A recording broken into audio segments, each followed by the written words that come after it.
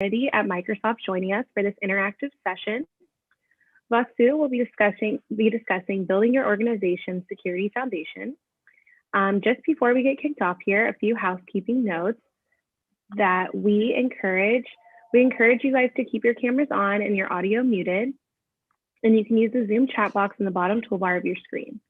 If you would like to directly chat with the speaker, please turn your camera on, and when appropriate, you can unmute yourself or use the raise hand function.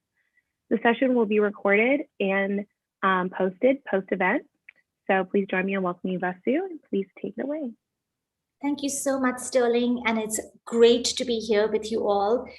What I thought we'll do is just start from the really top, like what's happening there on the front lines in our world around cybersecurity, and then delve into some of the lessons that we have learned as defenders ourselves. So with that, if we can get started, Leslie, if you can go to the next slide, please. Great. So as you can see from the headline of the slide, we believe security is truly at an inflection point today. There's no question that it is now top of mind for business leaders across the world. And even as some people start to transition back to the office, we expect a future where remote and hybrid work is really the norm. Forrester, which is an analyst firm, predicts that once people have settled into their new work patterns, post-pandemic, the world's a new place, and we're going to see a 300% increase in employees working remotely from before the pandemic levels as we really embrace hybrid models. In fact, our own Microsoft Work Trend Index indicates that 46% of people plan to move because they can now work remotely. What this means is that people are working on corporate networks and home networks, and there's this mangling between them. They're moving fluidly across business and personal activity, thanks to the technologies intertwined with both aspects of our daily routines. And for organizations, the corporate network is suddenly now without firm borders, it's boundaryless. Employees' home networks and devices are now very much part of this corporate network, and increasingly we are operating in a perimeterless world. At the same time, if you pause and step back and look at the cybersecurity landscape, it's fundamentally changed, as evidenced by some recent large-scale attacks like Nibelium in the fall related to the SolarWinds supply chain, Hafnium, and more recently, the Colonial Pipeline. These attacks are not an outlier anymore, they are norm. Hackers are launching an average of 15 million password attacks every single day, and phishing attacks have increased. Firmware attacks are on the rise, ransomware is on the rise, extortion is on the rise. So you take all that and you have an incredibly complex cybersecurity landscape across sophistication, across complexity, across frequency and proliferation. At Microsoft, we used to track a handful of threat groups, and now we are actively tracking more than 40 nation-state actors and over 140 threat groups ourselves, representing 20 countries. It just talks to the escalation of this cybersecurity landscape.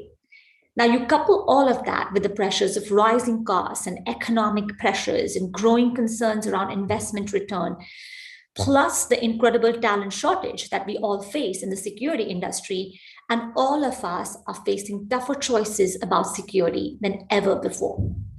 So as we look at this landscape, if we can go to the next slide, please, Leslie, I would love for us to just pause and ask you the question, what is it that you're grappling with today? What are the biggest security challenges that you have? How can we all be on a path to solving it? So if you have any thoughts on that, please use the chat functionality, put that there, and we have some time for Q&A at the end, or we can take them offline as well. With that, if we can go to the next slide, Leslie. So some of you may ask, well, why am I even here? Why is Microsoft talking about these things? And so I thought I'd start there. The reason I'm here, the reason Microsoft cares is because we are defenders ourselves and we work with defenders across the world. Today, we help secure more than 400,000 organizations and countless of end users as a security company, which gives us a unique vantage point on the security landscape. There are many, many, many learnings across the spectrum that we have. Being on the front lines of the industry's response in a number of these high-profile recent attacks that I just talked to you about has enabled us to elevate our own defenses, as well as help protect the companies that we serve and we work with. In addition, we process 8 trillion signals every single day. And through those signals and analyzing them using machine learning, we have had some really great learnings on how can we prevent, detect, respond, and mitigate threat attacks in real time using technologies like the cloud. As an example, in 2020 alone, we saw incredible scale of cyber threat attacks. Our own technology, like our Defender for email or Office 365, prevented 30 billion email attacks, and we continue to see phishing and email attacks as a rising concern. So that's why I'm here, and hopefully all these learnings that we've had over the many years together with our community can help us strengthen our collective defenses. So let's take a look at some of these learnings now. Thank you, Leslie. We believe there are 4 fundamental ways to strengthen our foundation, your foundation. The first one is we've got to take a comprehensive view of security. Today, attacks come from everywhere. And if we don't have this comprehensive view, we are not really protecting our digital estates. Second, we've got to adopt a zero trust approach, and I'll come to more on that in a bit. Third, where possible, embrace the cloud. And the fourth one, which is particularly close to my heart, is skilling. We've got to strengthen our defenders everywhere through skilling and teaching and awareness. So let's take a look at some of these with a double click. Thank you. So talking about the end-to-end approach first and comprehensive security, when we think about risk to an organization, it really just isn't about security breaches and external attacks. One of the things we know for sure that business risk can come in many forms and in many ways from anywhere. And at the end of the day, protecting yourself from one form of risk while leaving yourself vulnerable to another is not really effective security. Threats can come from outside the organization in the form of intrusive and destructive attacks sometimes, but they can also come from inside. Insider threats are on the rise. Sometimes they're intentional, sometimes they're not. But the data loss that results from either can be very costly, no matter the intent behind it. And finally, falling out of step with data privacy laws like GDPR can have major business implications, not only in a financial sense, but also in a brand trust and customer loyalty. So to protect against all these kinds of business risks, external and internal, companies need to think holistically and approach digital safety from every angle. Today, a strong security posture is one of resilience. That means looking at security end-to-end, starting with identity and access management, through endpoint and email and application security, to data loss prevention and into cloud security and SIM, which is security information events management. But it really can't stop there. We know from recent attacks the importance of extending protections to your entire ecosystem, all platforms, all clouds in an integrated way, because internal and external threats will exploit any vulnerability or gap between them. So the best posture is one that which protects left to right, top to bottom, inside out, outside in. Thinking of security, compliance, identity, device management, privacy must be part of an interdependent whole. Traditionally, we've always looked at this as silos, but we no longer can do that. We've got to think about protecting all devices, all data, all identities, all platforms, all clouds. And I know this sounds like a daunting task, but it really doesn't have to be. No security vendor should ever ask you to rip and replace. Use what you have. It's a journey. Start with where you have. Identify those areas in which the gaps may exist and choose solutions that can integrate together. The most important thing is to understand where you may be at risk and take steps over time to choose those areas of vulnerability. And remember, security is a team sport. No one company can do it, but together we all can stay a step ahead of the bad actors. If we can go to the next slide, please, Leslie. Thank you. The second thing you can do to build a strong security posture is to adopt a zero trust approach. Now, if you have listened to the recent Microsoft messages, we are all about zero trust. This is a big one for us.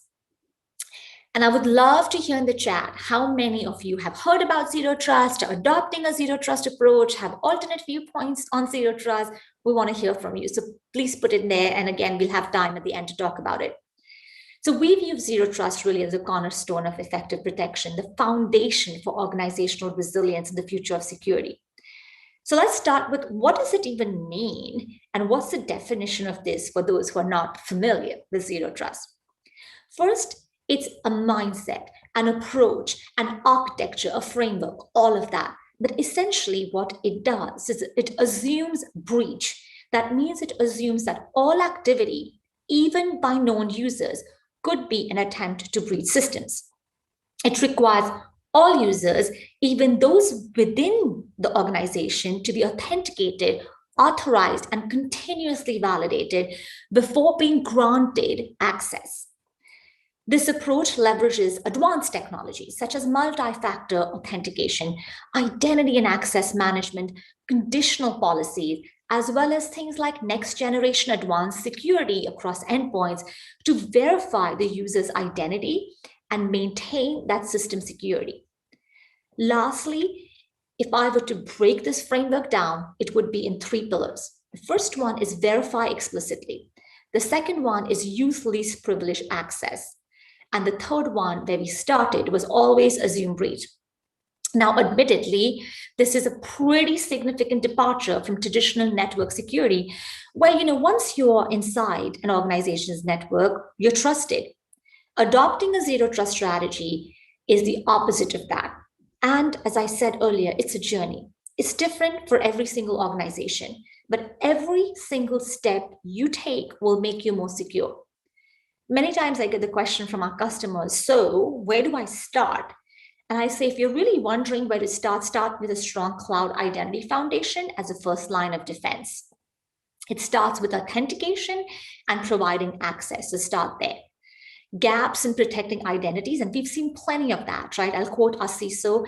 He uses the term, attackers don't break in, they log in. So true. So things like weak passwords or lack of multi-factor authentication are opportunities for an actor to find their way into system and to move laterally across these environments. If you can protect against that, I would say start there. We're also big believers that you've got to take a comprehensive approach that I shared with you earlier. So integrating your threat protection and honestly just really simplifying that. There are new terms now, extended detection and response. It simply means that you need to have detection, response, protection across all your data devices. Taking it so that you have end-to-end visibility. You take that and you integrate that with tools like your security information and events management, which allows you to analyze all of this data and act on all of that data, just really simplifying your assume breach tool set. I think this is going to help customers improve their posture. And then lastly, as you think about zero trust, don't forget that inside out aspect. I know this is relatively new, but it's so important that inside out compliance protections that address risks related to data can help you build an effective zero trust approach across your entire digital estate. If you can go to the next slide, please, Leslie. Thank you. And then the third step is embrace the cloud where you can. Now, I do understand and recognize, and I'm with you, this is a journey and everyone is on different journeys, and we're all committed to protect everyone wherever they are on their terms. But the cloud has inherent advantages that it lends itself from a security standpoint. Today, the benefits of the cloud, especially for remote or hybrid workforce, are plentiful. Business critical information can be accessed over the network, making it easy for having workers in any location.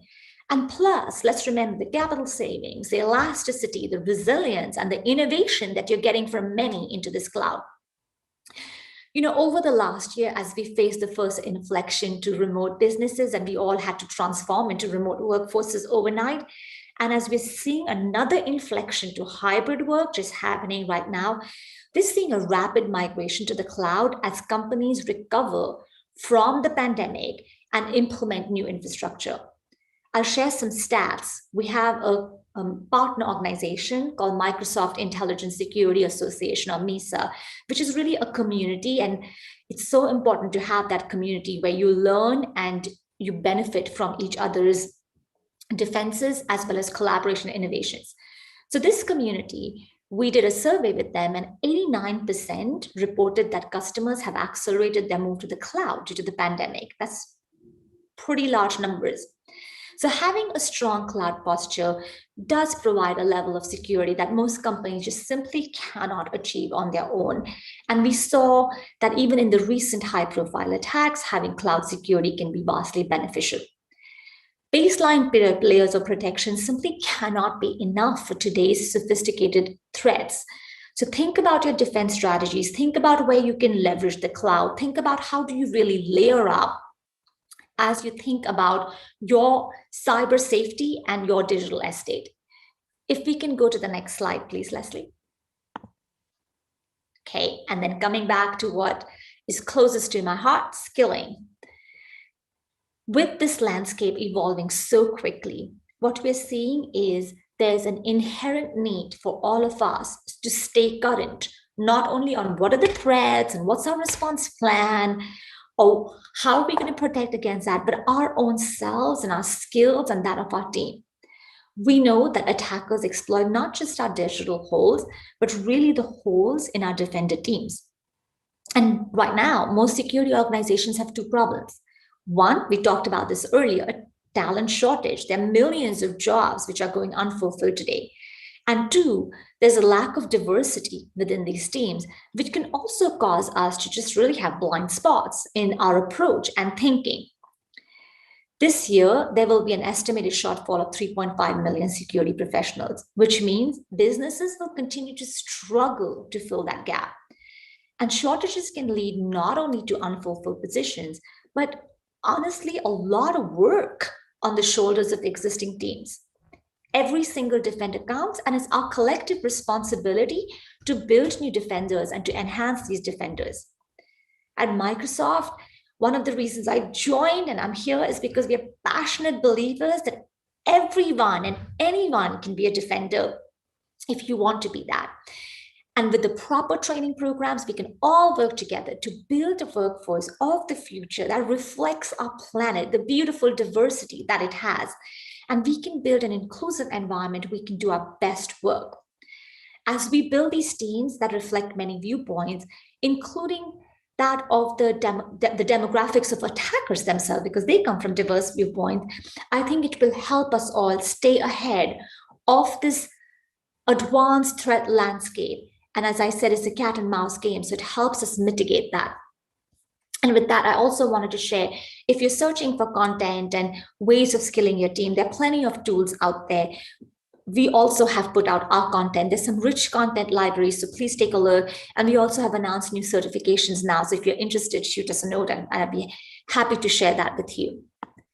With that, if we can go to the next slide, please. Leslie. All right, so we covered a lot today. We went from threat landscape to zero trust, to end-to-end security, to skilling, to cloud. And I'm sure that can be overwhelming. But remember, this is a journey, one step at a time. What I want to leave you with is 5 things that you can do right now to begin putting these recommendations into action. The first one is widen your lens on assessing the risk. Remember, those attacks come from anywhere. And just by having an open mindset and a widening lens to where the vulnerabilities can come from, whether it's outside in or inside out, is going to be a massive step for strengthening cybersecurity. Second one is use the tools you already have. Many of our organizations have great tools in our treasure chest. A great example of this is multi-factor authentication, or MFA in its short form. When weak passwords, when password spraying, phishing, they're responsible for the vast majority of attacks today. So that is key. If you're using a commercial enterprise subscription, MFA may already be included. So just look at that and start using that. Our own data, as alarming it is, shows that customers don't take advantage of tools like MFA. In fact, our customer orgs today, there's only 18% of use of MFA. And while that is significantly up since before the pandemic, we still have a lot of room to enhance that. So that's the second one. The third one is to keep your employee software current and your device is current. So patch where you can. Connecting to your net, when these devices are connecting to your network, you need to understand the level of protection on each. We know that many nation state actors and criminal groups will move quickly to take advantage of any unpatched system.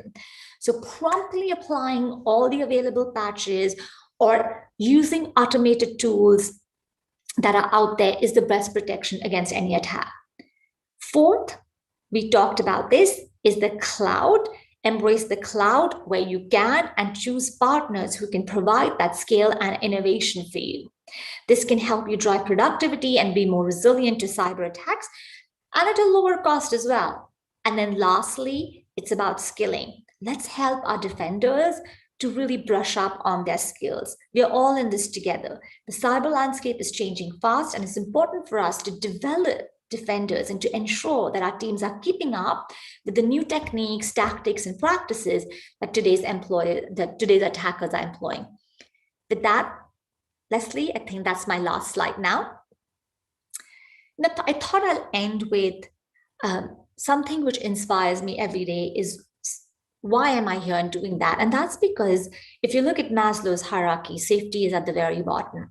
It's fundamental to humans. And today that safety is digital security.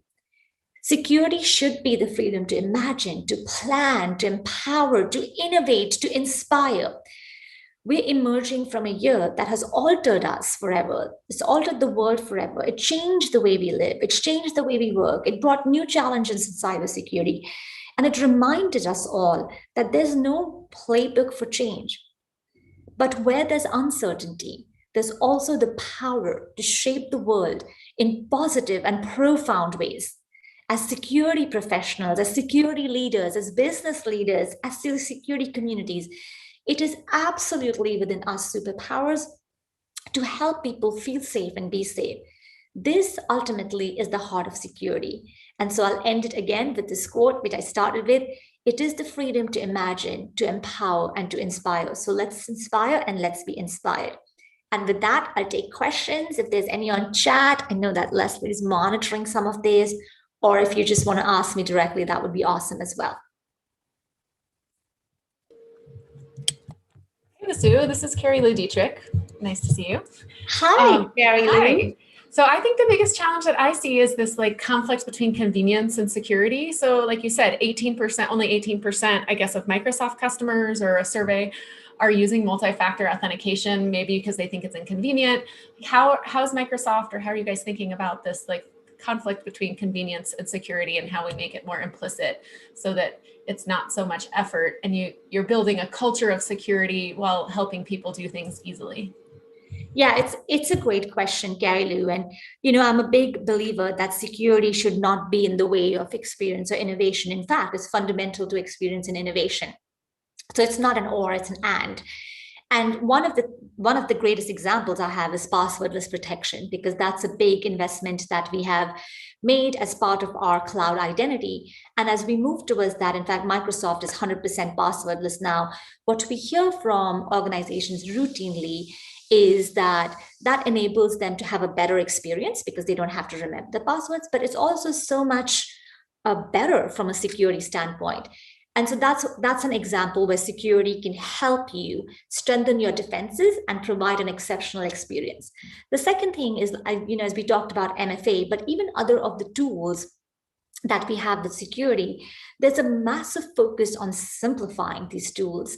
There's a massive focus on just making them easy to use, easy to try, bringing that consumer-led thinking and modernization to that. So it's a joy to work with these tools, and you can have these unified panes of glasses where you need them, but also you get to be that cyber geek working on innovation. So I think there's a lot of work which is being done right now to make security really the imperative for innovation and the underlying foundation for innovation, and not get in the way.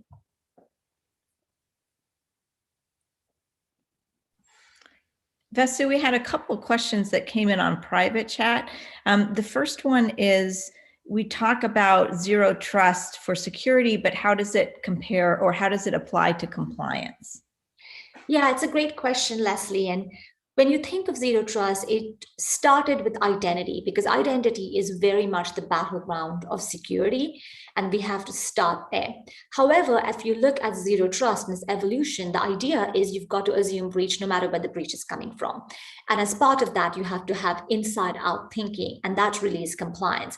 With compliance, it crosses the spectrum from insider risk to data governance to data protection to data loss prevention and managing all these regulations. And the smarter that we can get across this, the more automated that we can get across this, and really changing our thinking from that inside out perspective, that's a key element of zero trust today. And I think that helps us fortify across our entire digital estate. Excellent. And then another one. So as we look to the future, what do you think are some of the things that companies will need to do or think differently about in order to be resilient in this environment? Yeah, it's a great question. This is a journey. So I would say there are multiple aspects to this journey. I would start with a couple of the things we talked about. So first, start with the tool set that you have. Many times you will have the tools to start giving you that first layer of defense. Secondly, we talked about zero trust ad nauseam. So do start with that posture, map it out, break it down. There's a lot of organizations who are on this journey. You can learn from those organizations. There's a lot of recipes that are posted on the internet. You can learn from them. And I think there's a lot of just community discussions having. So start with zero trust and map it out. If you're wondering where to start with zero trust, I know it feels like we've been talking a lot about identity, but device management, healthy identity, these are all good places to start. The third one I would say is we talked about cloud security. And if you can get on the cloud journey, do try to do that. There's inherent advantages there. And then lastly, make sure you're taking care of your people. The other thing I will share, which we didn't talk a lot about, is digital empathy. We have a lot of really exhausted people right now, overworked people right now. And when people are exhausted, we make mistakes. And so thinking about how can we make that failure safe? How do we help our teams with digital empathy, with giving them the space and time for creativity, but also the tools that are going to help them enhance their security posture. So those are some of the things, Leslie, that I would think about. And then maybe there's one last question here, and that is, as we think about boards of directors and boards of advisors, how do you think cybersecurity is sort of changing the role of their involvement? Yeah, it's a great question. I'm on the board of a company as well, and security is a constant and continuous discussion. And the role definitely has evolved. Security used to be a backroom conversation at one point. It used to be a government to government conversation, but today it's no longer that. So the board, it's a conversation from the board to the C-suite, to security leadership, to IT leadership, to the practitioner. And some of the ways in which the boards can really help from a security posture, and the role of the board is changing, is asking questions like, what is our playbook, or what have we done to secure and strengthen our own security posture? Like, what does that look like? What is our security transformation? If a company is embarking on new digital transformation initiative, which a lot of companies are, how is security transformation being handled as part of that? Because they go hand in hand. Really understanding your data strategy. Data is the currency of the modern world. Your data side, how is it being transferred? How are you protecting that across the data lifecycle? I think these are a couple of things, like really understanding that security posture. How are we protected when a new attack comes in? Like, what's our playbook for that? Everything from communications to our technologies. And then thirdly, like really understanding that data lifecycle.